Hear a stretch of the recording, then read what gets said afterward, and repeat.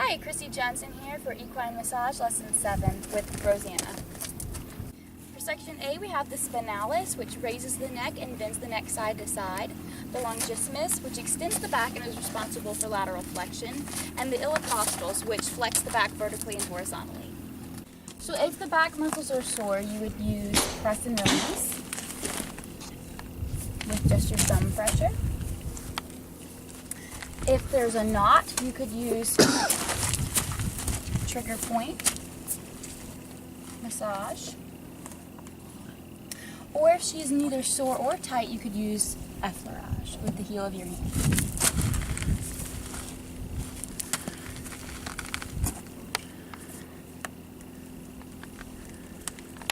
And then you could also use friction in a circular motion with the palm of your hand.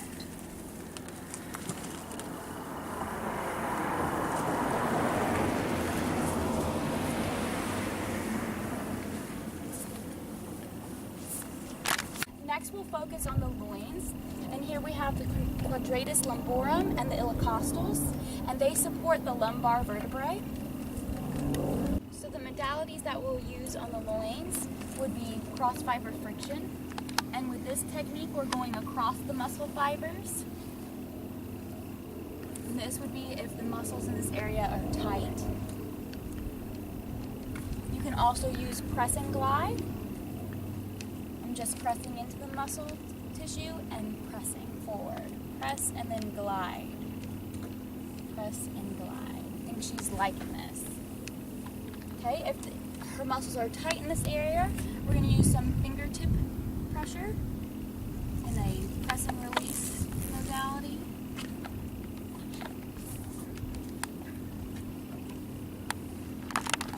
Next, we'll talk about the top of the haunches. Here we have the middle glutes and the superficial glutes right here in this area, and these muscles affect the pelvic bone and the mobility of the hip joint. Next, we'll talk about the modalities you'll use on the top of the haunches. If the horse is sore in this area, you would use some static pressure, maybe just use some compression with the tips of your fingers. And as the soreness subsides, you can move then to some slow effleurage along these glute muscles.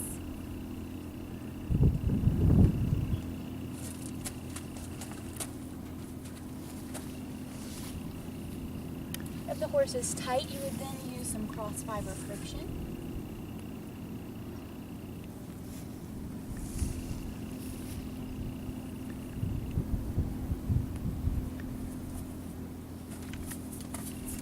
Always working from the top over. Next, we're going to talk about the croup area, and this is the tuber sacral, and it's where the two sides of the pelvic bone come together. And in this area, you can use some direct pressure with your thumb, just all around this area. Or you can use some friction.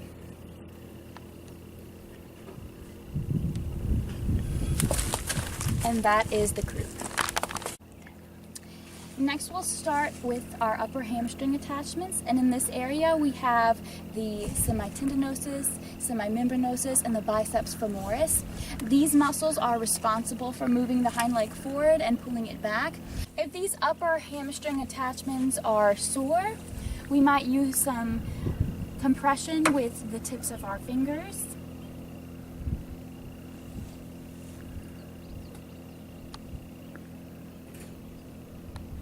Or we could also use friction going across the muscle fibers here.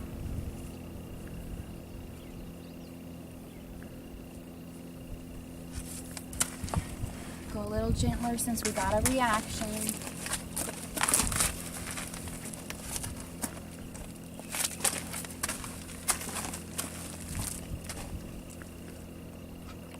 There, we have some licking and chewing happening, so that's awesome.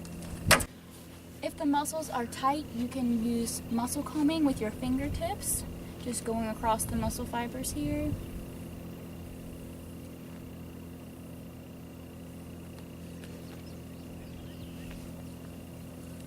If the muscles are sore, you can use some fingertip compression. Got a little bit of reaction, so maybe her hamstrings are a little sore right here. Or you could use some friction.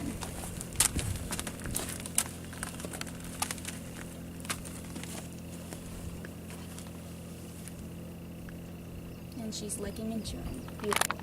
Next, we're going to move on to the lower hamstring attachments in this area.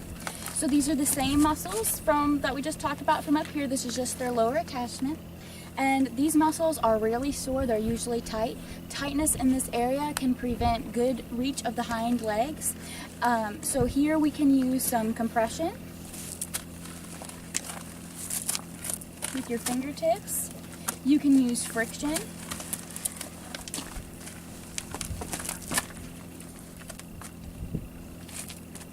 Muscle combing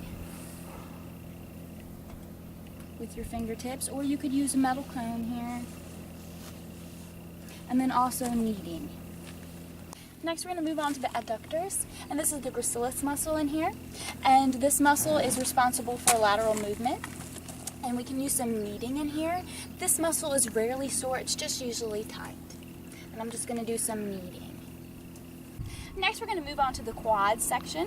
These muscles bring the legs forward. We're going to talk about the rectus femoris and the vastus muscles. For these muscles, you can use compression with your fingertips. You can also use compression with your fist. And we're going to make sure that we press hard enough that we are spreading the muscle fibers against the femur. You can also do some kneading around the stifle here. I think she's enjoying this. Next, we'll talk about the area between the last rib and the point of the hip. In this section, we have the tensor fasciolata, the iliacus, the external and internal obliques, and the transverse abdominis. These muscles are responsible for the forward and backward swing of the hind legs, lateral movement, and canter departs. Improper balance and tightness can actually affect the proper working of the hindquarters.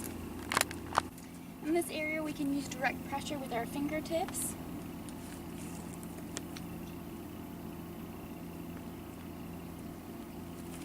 Or we can use some cross-fiber friction. And in cross-fiber friction, we're always going across the muscle fibers. Or we could just use some compression with a curry.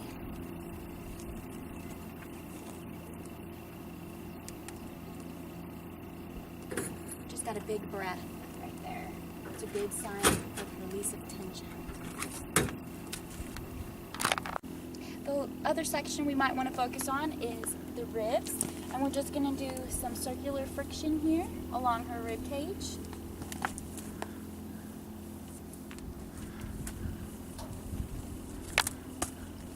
Adjusting our pressure to her response. And we'll also want to focus on the upper portion of her leg. We're just going to do some effleurage here. She's going to help me out. She's saying right there is where I'd like that pressure. Yeah, good girl. Next, we'll talk about the area behind the shoulder, right in here. The muscles we have in this area are the thoracic serratus. This muscle lifts the forehand and also is responsible for helping arch the neck. The latissimus dorsi, which interacts with the forward swing of the front legs. Issues in this area can interfere with the girth if the thoracic serratus is sore, and also any issues in this area can prevent the full swing of the front legs. So we can use friction and effleurage in a circular motion in this area. It's important to note that the muscles of the latissimus dorsi and the thoracic serratus, their fibers actually flow in opposite directions.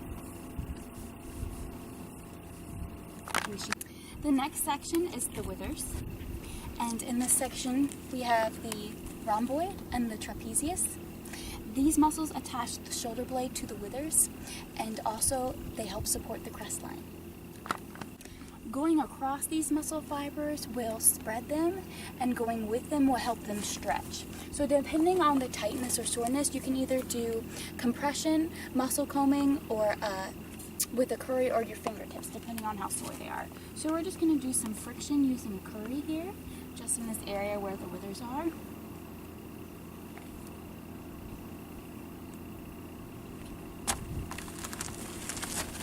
going up towards the withers, towards this bone to kind of use, and she's licking and chewing.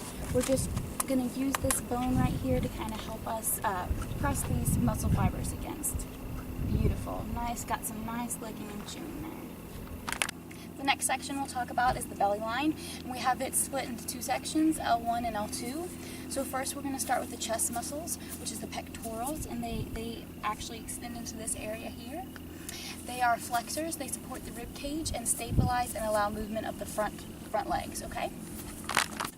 So we're going to use some deep fingertip pressure here where the muscles attach to the sternum bone.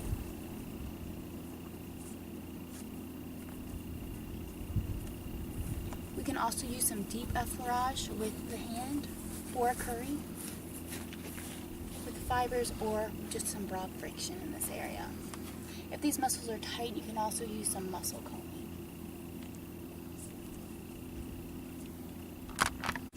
In the next section, L2, we're going to talk about the groin and abdominal muscles.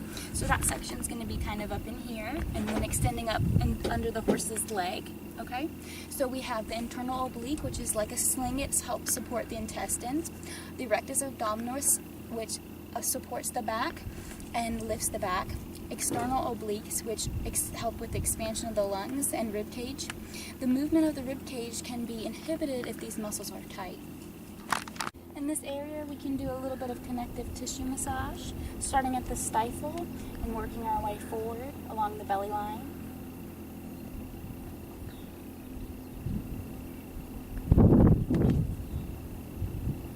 Always being respectful of our horse's response to the pressure that we're using, and just using some really light pressure because we're doing some connective massage right here. Connective tissue massage.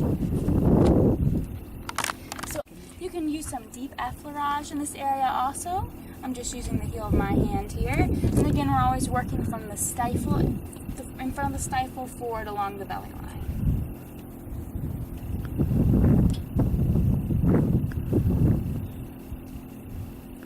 Our next section is the shoulder in this area here, and the muscles in this area are the supraspinatus and the infraspinatus. These muscles cover the surface of the shoulder blade, and they're covered by the deltoids and the triceps. These muscles support and stabilize the shoulder as the joint opens and closes. In this area of the shoulder, we can use compression, just with the palm of your hand. You can use some deep effleurage.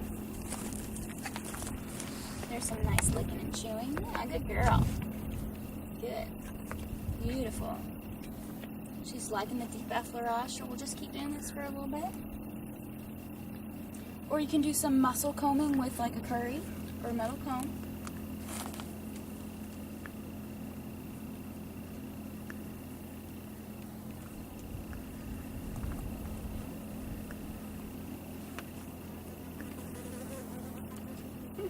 Good girl. Our next section is the rhomboids, and these muscles suspend and support the neck. We can use some compress and glide here along the rhomboids. So I'm just going to press into the muscle tissue and then glide, press and glide, press and glide. Good girl. Always making sure we keep one hand on the horse's body at all times. This way, if she were to move towards me, it would push me away from her and I would stay nice and safe. And our goal is always safety here. So we're going to use some press and glide, or we can use some cross fiber friction across these rhomboid muscles. Just using the tips of my finger here, I'm going across the fibers. Good girl, Rosie.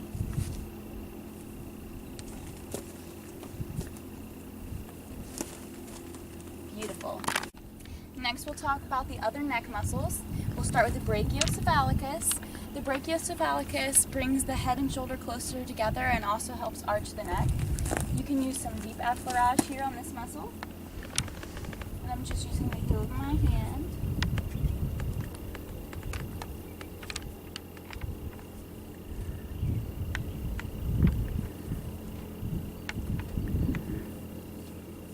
Good girl. You can use just some regular compression.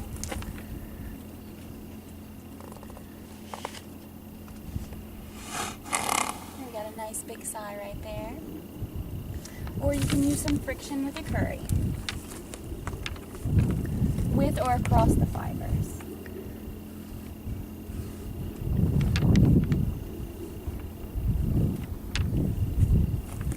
So I went with and now I'll go across.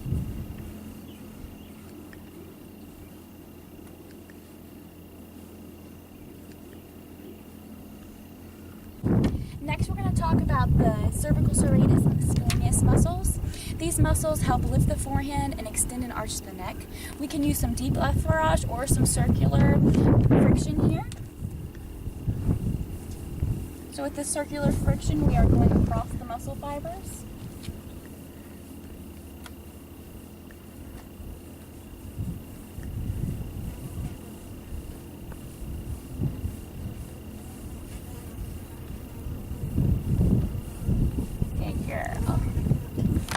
Our next section is head, jaw, pole, and upper neck attachments. We'll start with the pole. This is the area where the rhomboid, brachiocephalicus, and splenius all attach. And we can do some vigorous friction in this area. I'm going to use a curry.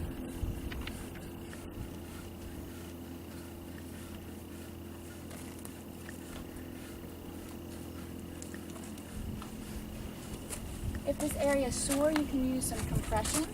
Right here I'm just using my thumb.